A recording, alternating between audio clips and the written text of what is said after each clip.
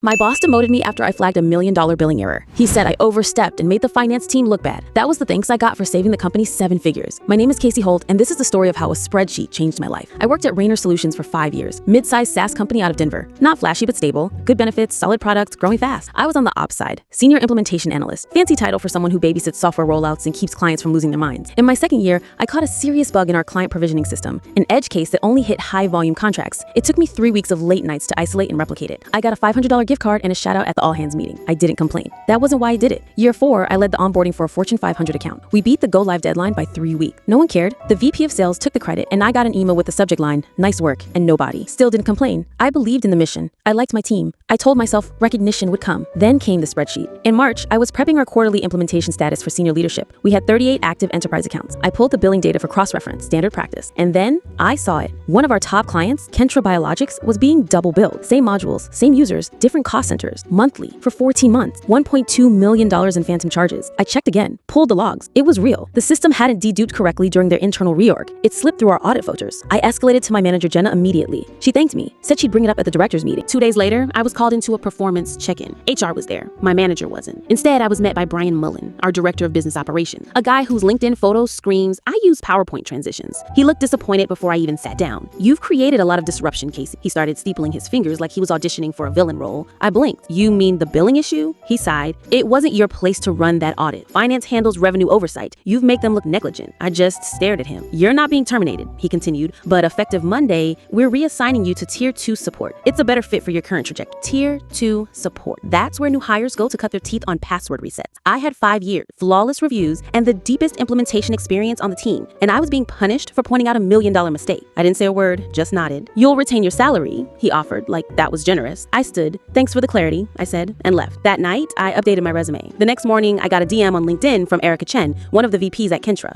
We'd worked closely during the implementation. She asked if I was free to chat. Turns out, they had caught the overbilling the same week I did. They'd launched an internal investigation, requested an audit trail, and received radio silence from Rainer. Erica suspected a cover-up. I told her everything. She asked if I could come in that afternoon. I wore the same blazer I'd worn to my Rainer interview 5 years earlier. Kentra offered me a role on the spot, Director of Solutions Architecture, 30% pay bump, full relocation package if I wanted to move to San Diego. I accepted the next day. I didn't tell anyone at Rainer. I finished the week quietly, cleaning out my desk on Friday at 6:30 p.m. when the floor was empty. I left my badge on Jenna's chair with a sticky note that just said, "Thanks." On Monday morning, I logged into my personal email and saw 3 messages from Rainer HR. One said urgent, another was from Brian. Subject line, clarification needed. I archived all of them. My first week at Kentra felt like stepping into color after years in grayscale. I had resources, I had autonomy, I had a team that listened when I spoke. Erica made it clear, "We hired you because we need integrity at the core of our platform." By week 3,